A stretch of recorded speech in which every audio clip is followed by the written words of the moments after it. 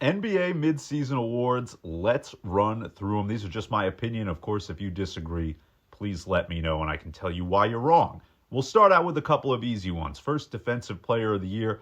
Victor Wembanyama is going to win this award every year until he decides he no longer wants to play basketball. Rudy Gobert won it last year. It was debatable. There's no longer a debate. Victor Wembanyama is the Defensive Player of the Year. Write it down. It's over. Kenny Atkinson, Cleveland Cavaliers. He is my Coach of the Year. You'll look at the improvement for the Cavaliers from last year under J.B. Bickerstaff to this year under Atkinson. He has been credited for unlocking that Cleveland offense, and I think barring a meltdown in the second half of the season, he will win the Coach of the Year award. Sixth Man of the Year up next, and I'm going to take Peyton Pritchard of the Boston Celtics. He's so much more than just the memorable buzzer beaters that he hits. Of course, he's good for plenty of those each season as well.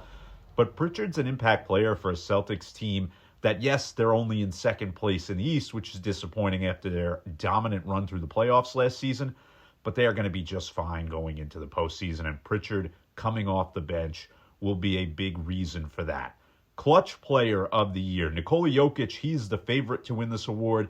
Trae Young, Jalen Brunson also in the mix. Maybe my Knicks bias here, but I'm going to take Jalen Brunson as the Clutch Player of the Year. He takes and makes so many big shots for that Knicks team. I don't think you can go wrong with either of those three players, but for me, it is going to be Jalen Brunson.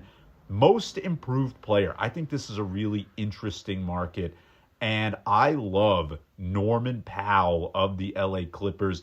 He's still trading at a plus price to win most improved player, and I think you look at that Clippers team, not expected to be great this year, right? Paul George dealt to Philadelphia.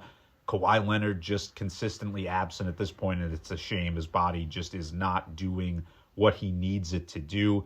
But there's still a serious basketball team out west, and the improvement of Norm Powell has been a big reason for that. I think he deserves to be rewarded for that with the Most Improved Player award. And then the MVP. It's a two-player race. Nikola Jokic, Shai Gilgeous-Alexander. And my choice, no debate. Shai Gilgeous-Alexander is the MVP this year. I thought he should have won it last year. I could understand the decision to give it to the Joker. But this year, SGA playing at such a high level, and the Thunder, even without Chet Holmgren for most of this season so far, have just been dominant in the West. I think Shai gets his flowers this season. It's going to be SGA to win the MVP.